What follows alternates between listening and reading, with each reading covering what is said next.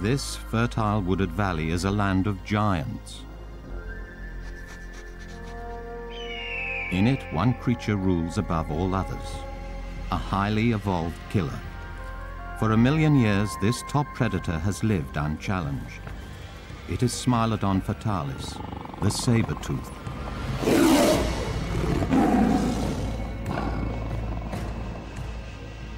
But this formidable animal, with no predator to fear and plentiful game to eat, is about to disappear forever.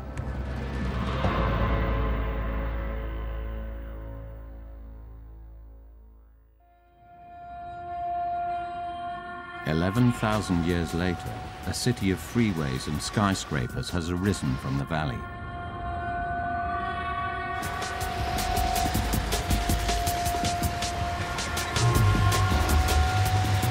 Yet it has not totally obliterated all traces of the saber-tooth. Evidence still remains beneath downtown Los Angeles. The Rancho La Brea tar pits is one of the world's most extraordinary fossil sites. These pools of tar contain a record of life stretching back into the Ice Age. Paleontologists have unearthed millions of fossilized bones. For Blair van Valkenburgh, it's a gold mine. Believe it or not, this black swamp that I'm standing in the middle of is a paleontologist's dream.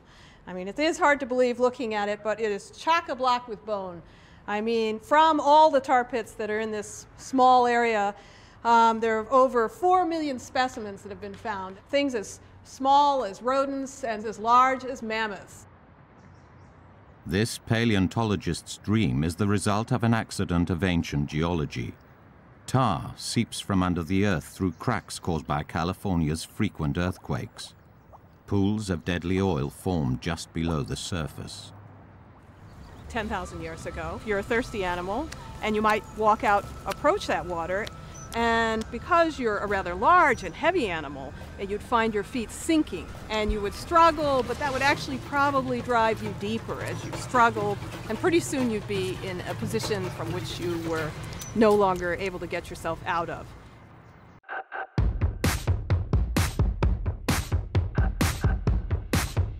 Watch on mobile devices or the big screen, all for free. No subscription required.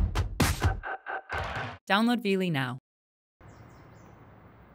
It would have been a slow, agonizing death. And even today, we see things getting stuck. It's not that this process stopped 10,000 years ago. It's still happening. You can see the tar coming up on the surface.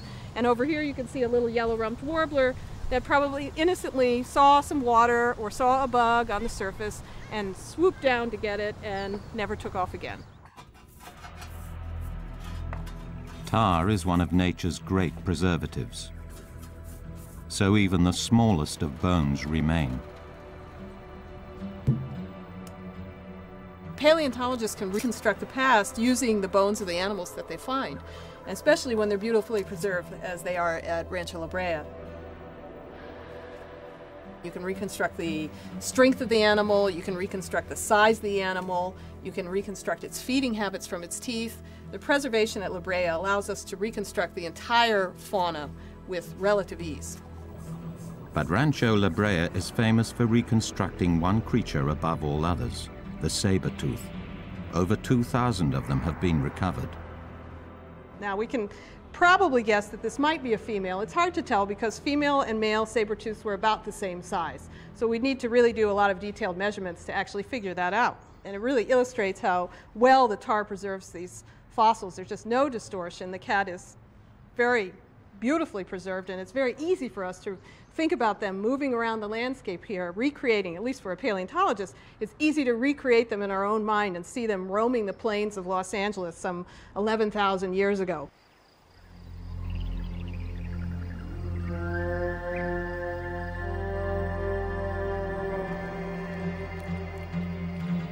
This female saber-tooth is 9 years old. She's very similar to a male cat, up to 1 meter high at the shoulder and the weight of 4 men. She's tracking her prey, searching for the scent left by large game like bison or horses.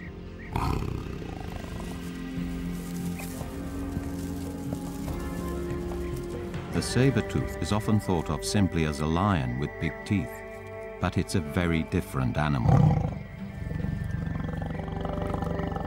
She's twice as heavy as a modern lion, built more like a bear with stocky muscular shoulders, shortened hind legs and a stunted tail, all designed to deliver power to her killer canines.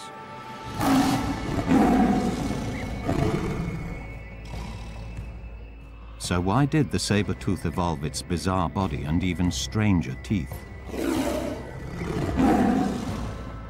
And is there a link between them and the animal's extinction? Obviously, one of the most remarkable things about saber-toothed cats are these saber-like canine teeth that they have. And these are the longest canine teeth of any carnivore that ever existed, at least for the size of the cat. They're definitely the longest. And they're very sharp, actually, on the back edge, and they're narrow from side to side and knife-like in cross-section. Clearly, the teeth were vicious weapons, but little is understood about how the saber-tooth used them to kill.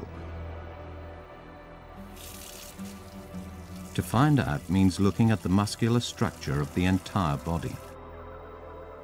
But there's a problem. The tar pits preserve bone, not muscle. So one paleontologist has turned to modern cats to investigate this. The nearest match isn't a speedy runner like a cheetah, but the slower-moving jaguar.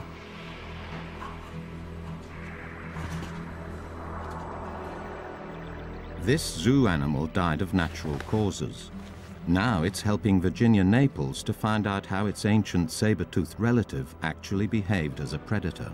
The biggest mystery about saber-toothed cats is how an animal with very long and very sharp, but very thin and brittle teeth could have been able to make a bite without these teeth being broken.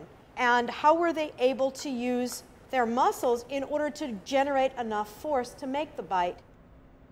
Understanding how the jaguar's biting muscles attach to the skull allows Virginia to compare the awesome power of the saber-tooth's bite.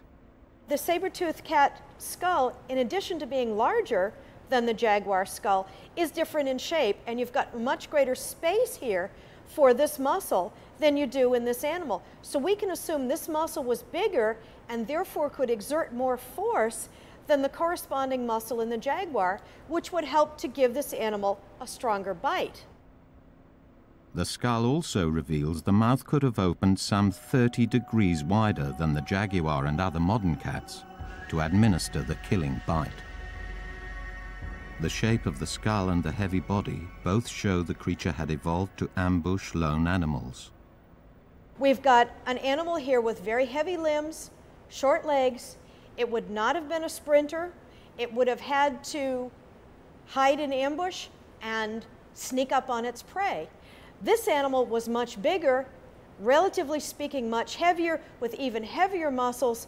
If this animal could not run particularly fast, this animal would have been even more dependent upon hiding from its prey and then pouncing on it at the last minute.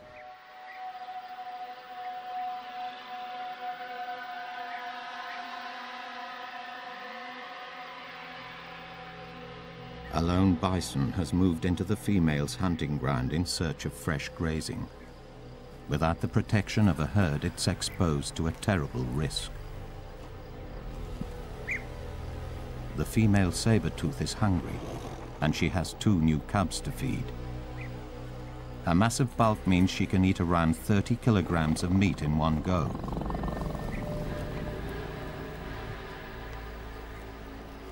As a slow runner, good cover is vital to the success of her ambush.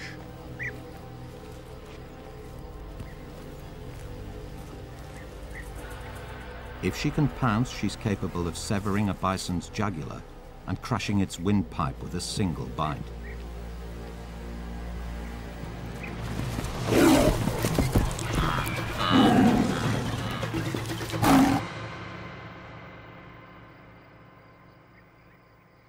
Yet even for a predator as deadly as the saber-tooth, ambush hunting is a high-risk strategy. She's paid a price for her kill, injuring her back while wrestling the 2-ton bison to the ground.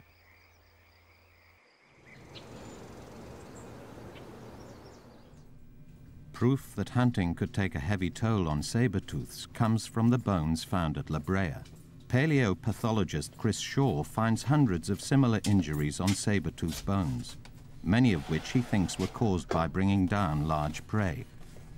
Being a large vicious carnivore is an awfully risky business, no matter where you are in the world. We have this very nice example of a pelvis of a saber-toothed cat. This side is normally developed, looks and shape is very normal. On the other side, however, we have a very traumatic injury. What happened here was that the thigh bone itself had dislocated from the joint, and there was complete destruction of cartilage, which affected this area by bacteria getting in here and causing a massive infection. Over 5,000 mangled saber-tooth bones have been found at Brea. For Chris, they are not only evidence of the high-risk hunting strategies saber-tooths pursued, but how group behavior may have evolved to help injured animals.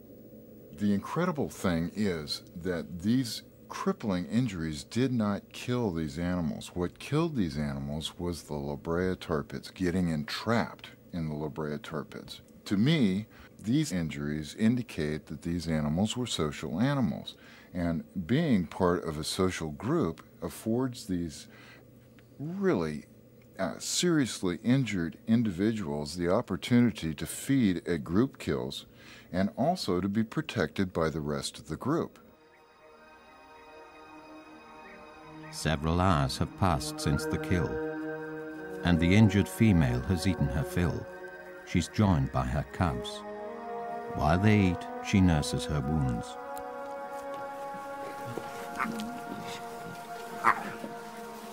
A male comes along. He's her 2-year-old son. She tolerates his presence. In fact, this social behavior helps defend the kill from scavengers, until they've all eaten their fill. The saber-tooth thrived as long as there was prey and adequate cover from which to attack it. But while life seems abundant, this saber-tooth family are already facing a threat that will prove decisive. Around them, their valley home is changing, and their reign as the top predator is about to end forever.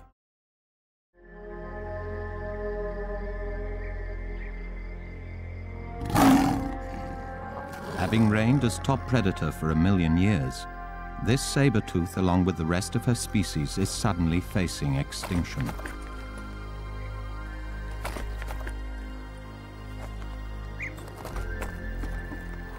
The fossil record at the La Brea tar pits reveals that a catastrophe overwhelmed many species. Not just the saber-tooth, but many other animals disappeared too. About 11,000 years ago, something strange happened, and we find no more of these saber-tooths anymore in this tar pit or anywhere else in North America. And lost alongside them are the dire wolves and the mastodons, the mammoths, the camels, the horses, all the things they preyed upon. In fact, this saber-tooth is probably one of the last saber-tooth cats that existed in North America. In this land of giants, many of the largest animals, like the mammoth, died out. Dating their remains shows this coincided exactly with the end of the last ice age. For 100,000 years, global temperatures had been around 10 degrees Celsius colder than today. But by 11,000 years ago, the climate was warming up. In Arizona's Sonoran Desert, paleobotanist Julio Betancourt has discovered compelling evidence, revealing what conditions were like when the saber-tooth ruled, and the drastic change that was about to overwhelm it. Today, the Sonoran Desert is very dry, but Julio's discovery reveals that it wasn't always like this. And evidence for this comes from an unlikely animal, the pack rat. This seemingly unremarkable rodent reveals a major environmental change was unfolding at the same time as the saber-tooth disappeared. All because of how its ancestors built their nests 12,000 years ago. Well, here's what all the excitement is about. This is actually a pack rat nest right here that was occupied by a pack rat, in this particular case, about 12,000 years ago. Pack rats use these rock shelters for cover, and they bring in a lot of plant material from about 50 meters, 60 meters away. The plants the pack rat built its nest from have been preserved in a unique way. The pack rat oftentimes pees all over these piles of plant remains, and as the urine evaporates, it crystallizes and holds all of this material together like amber.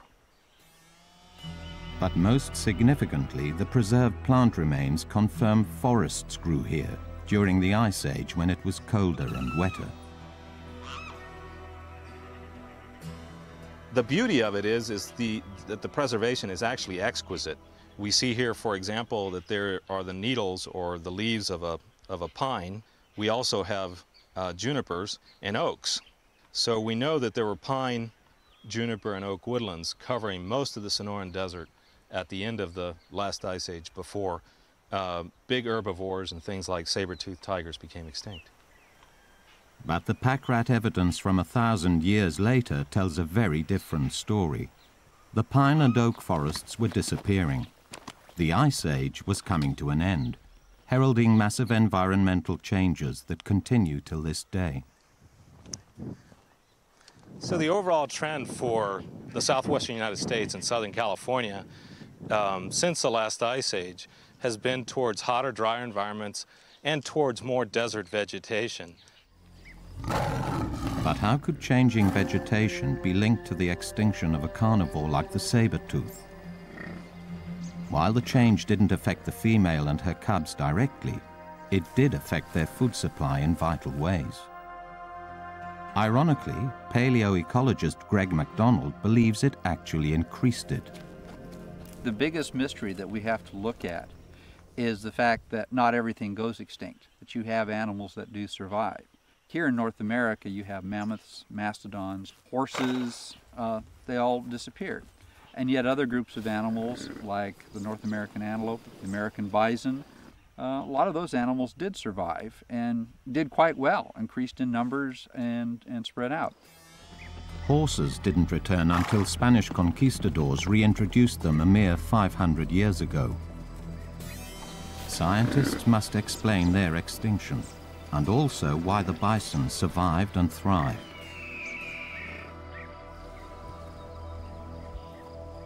To solve this puzzle, Greg must investigate how different animals coped with the changing vegetation.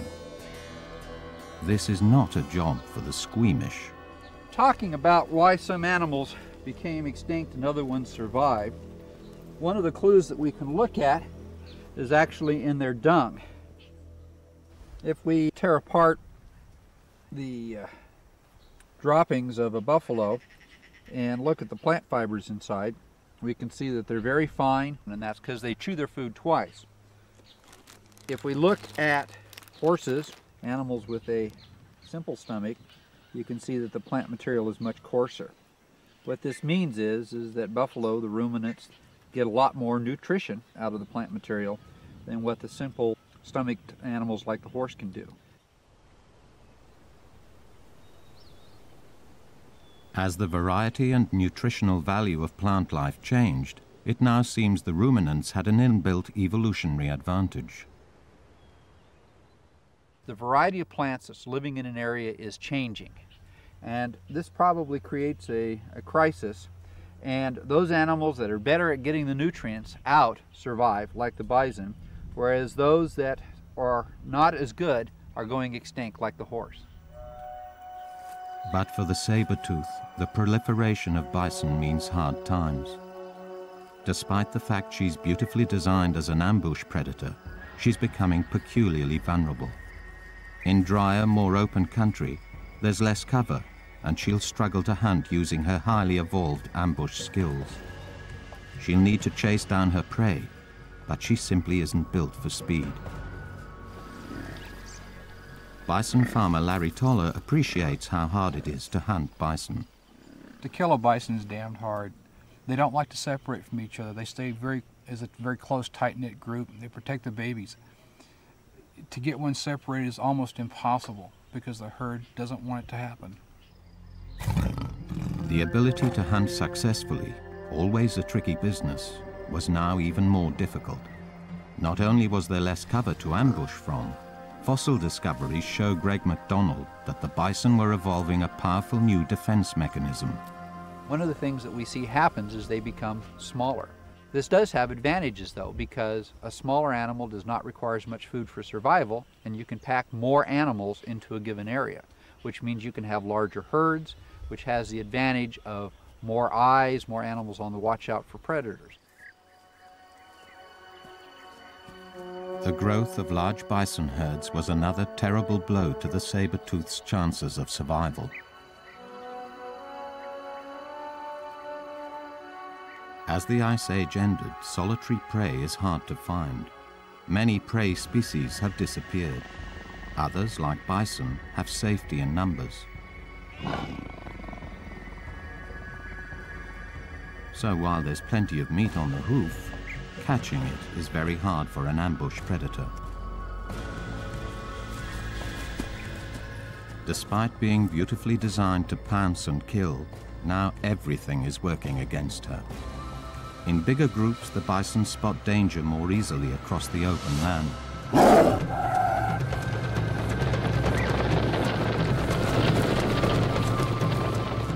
They've seen her coming and can easily outrun her.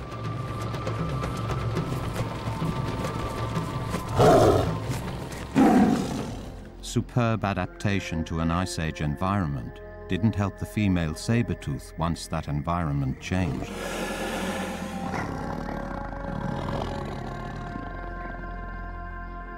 In a different world, the predator at the top of the food chain is even more vulnerable to annihilation.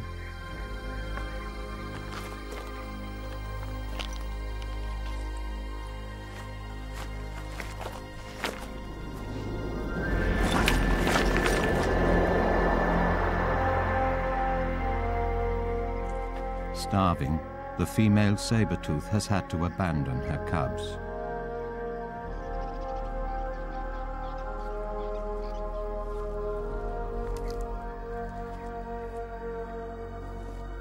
She'll never reproduce again. Forced to survive on carrion, the smell of rotting flesh lures her to the deadly tar pit. Hunger overpowers her sense of caution and drives her to the edge of the black abyss.